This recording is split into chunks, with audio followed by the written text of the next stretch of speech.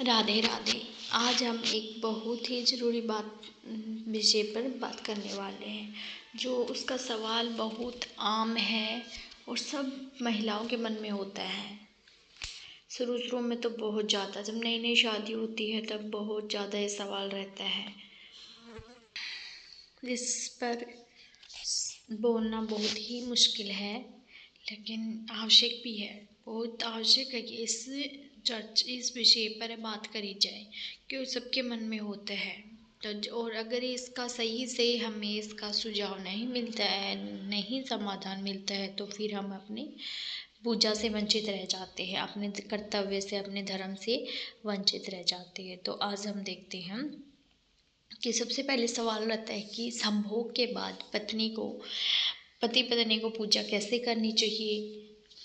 क्या रोज प्रतिदिन बाल धोने चाहिए? क्या हम संभोग करने के बाद अपवित्र हो जाते हैं? क्या हम व्रत कर सकते हैं संभोग के दूसरे दिन?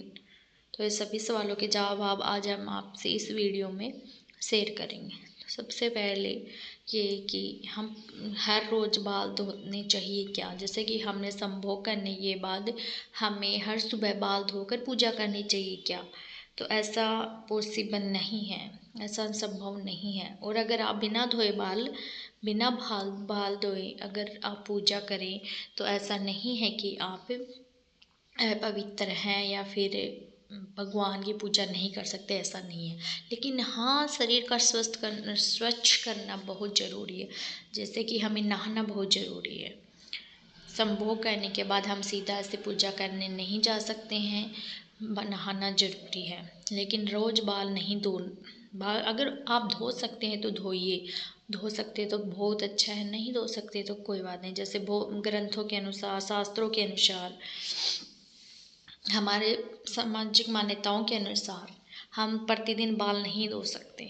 जैसे हम गुरुवार को बाल नहीं धो सकते, मंगलवार को बाल नहीं धो सकते, शनिवार को बाल नहीं धो सकते, और कुछ महिलाएं सोमवार को भी बाल नहीं धोती हैं। कुछ महिलाओं जिसके एक बेटा होता है वो बुधवार को बाल नहीं धोती हैं।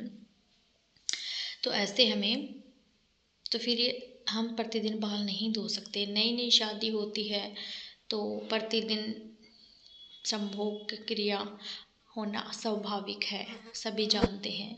मुश्किल हो रहा है मुझे भी थोड़ा बात करते हुए इस टॉपिक पर, लेकिन करना आवश्यक है, क्योंकि मुझे भी कहीं ना कहीं पहले इस विषय में बहुत ज़्यादा प्रॉब्लम हुई थी। नहीं, किसी से पूछा भी नहीं जाता था, किससे पूछें। तो ऐसे मैं भी सर्च करती थी।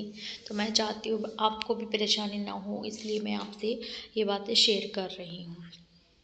तो जो लड्डू गोपाल की सेवा कर सकते हैं क्या, और जैसे और किसी अन्य देवता की, भगवान की हम पूजा कर सकते हैं क्या, तो ये सभी चीज़ें हम आपसे शेयर कर रहे हैं। तो प्रतिदिन हम बाल नहीं धो सकते, सभी जानते हैं। सर्दी बहुत हो तो हम बाल नहीं धो सकते हैं।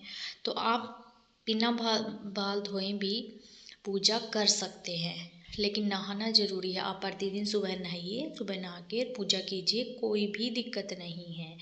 गृहस्थ जीवन है, गृहस्थ जीवन में बहुत सारी जिम्मेदारियाँ होती हैं, बहुत सारे कर्तव्य होते हैं, धर्म होते हैं, तो बहुत ज़रूरी है। पत्नी का धर्म होता है अपनी पति को प्रसन्न रखना, खुश रखना, तो हमें वो भी करना होगा।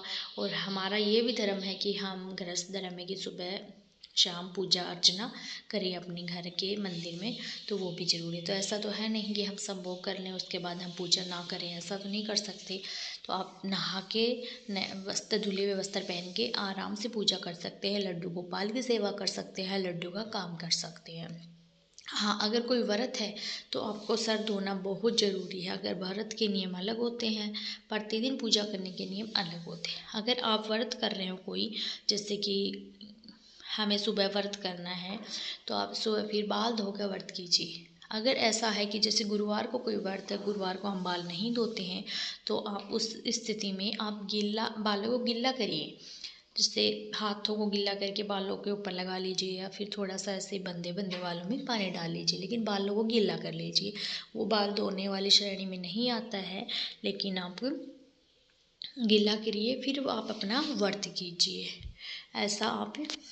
आप ऐसे अपना व्रत कीजिए। वैसे भी पति ग्रंथ शास्त्रों के अनुसार हम बात करें तो संभोग के दौरान पति अपवित्र माने जाते हैं, पत्नी अपवित्र नहीं मानी जाती है। और यह एक शारीरिक क्रिया है जो हमें गृहस्थ जीवन में करनी होती है। इसमें कोई पवित्र अपवित्र वाला कोई भी माहौल बात नहीं होता है।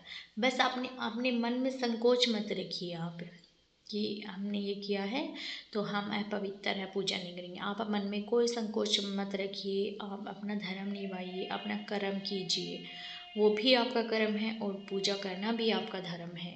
तो आप नहाइए, स्नान करिए, पूजा करिए, अपने लड्डू गोपाल है तो उसकी सेवा करिए, लड्डू को खिलाइए पिलाइए, सब काम कीजिए।